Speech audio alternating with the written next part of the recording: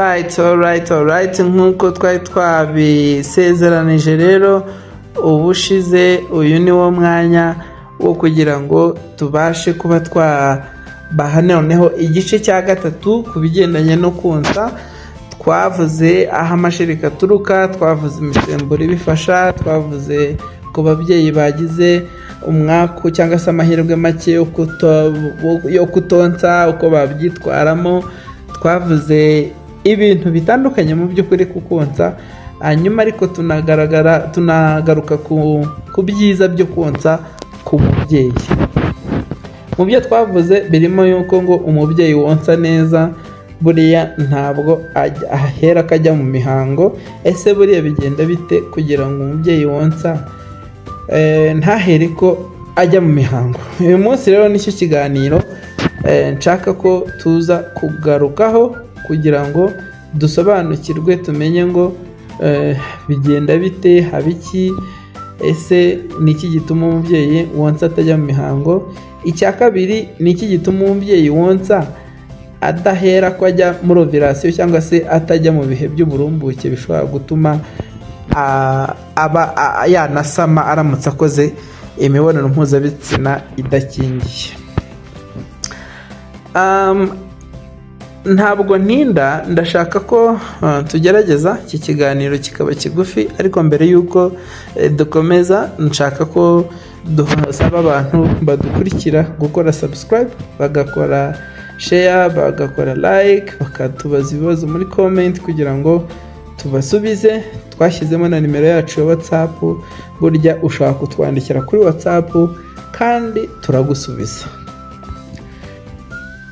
Ikigendanye no konsa rero, ni gute konsa bishobora gutuma umuntu atajya mu mihango? Iyo umubyeyi yonsa habaho ukwiyongera k'umusemburo witwa prolactine, twarabivuze.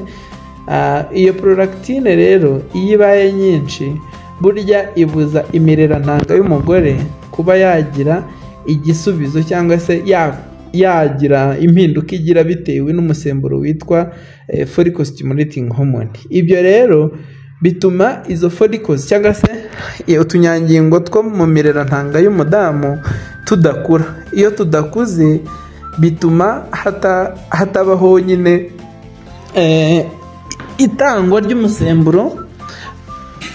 ry'umusemburo wa progesterone na za estrogene. Nyine usanga iyo misemburo yabaye mikeya, bityo iyo ibaye mikeya ni ukuvuga ngo imbere muri nyababyeyi ntabwo hakura. Ni ukuvuga ngo ubundi kugira ngo usobanukirwe ibi bintu neza, ubanza gusobanukirwa uti ubundi imihango iza gute. Ni ukuvuga ngo imihango iza kubera yuko haba habayeho ukwitegura imbere muri nyababyeyi, haba habayeho kwitegura gusama. Noneho uko gusama iyo kutabaye bituma hahandi nyine umwana yari kuzasamirwa harashwanyuka, nyine hagasohoka ari byo tubona twe tukita imihango. Ibyo rero ntibiba kubera yuko ya misemburo iba yarabujijwe kuba yazamuka, cyane cyane igihe umubyeyi ari konsa. Ariko ibi biba gusa iyo umubyeyi yonsa neza. Icya kabiri ni ikijyanye na ovirasiyo. Ese kuki ovirasiyo yo itaba? Ni ukuvuga ngo ubwiyongere bwa wa musemburo witwa prolactine twavuze nabwo nanone buhagarika ikorwa ry'umusemburo wundi witwa luteinizing hormone. Uyu musemburo rero ubundi niwo utuma igi rikura cyangwa se intangangore ikura, bityo ikanabaruka ikava mu ngobyi ikuriramo igasohoka kugira ngo ijye guhura n'intangangabo.